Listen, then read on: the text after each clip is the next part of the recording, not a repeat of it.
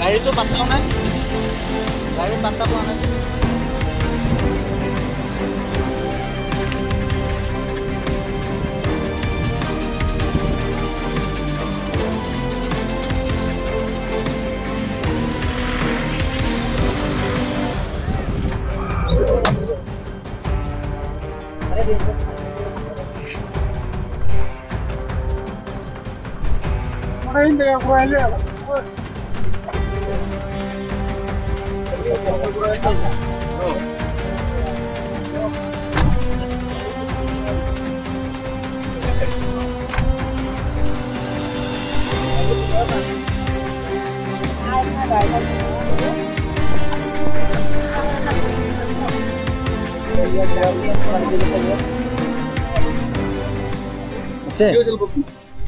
মই এইফালে 15-20 মিনিট আগতে গৈছো, মানে আপোনাৰ এই ৰাস্তাখন মই ব্ৰিজখন মানে ক্ৰছ কৰিব পৰা নাই। আগতে কিবা এটা আৱাজ আহিছে, আহি কিনে চালো বোলে গাড়ীখন এনেকে পৰি থাকি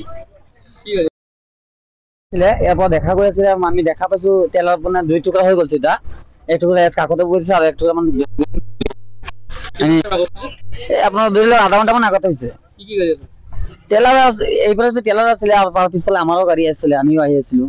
এইফালে ক্ৰছ কৰি কিনে আমি এইফালে ঘূৰি আহিম বুলি এনেকে সময়ত আমি আহি কিনে চালো আমাৰফালে তেলাৰ এখন পৰি গ'ল। এনেকে আমি মানে মানুহখন চাব পৰা নাই, মানে পুৰা স্পীডে আহিছিলে গাড়ীখন, আহি কিনে ডাইৰেক্টলি এনেকে নমাই দিছে। তাত মানুহ আছিলে, 2জনমান মানুহ আছিলে, আমি দেখা পাইছো।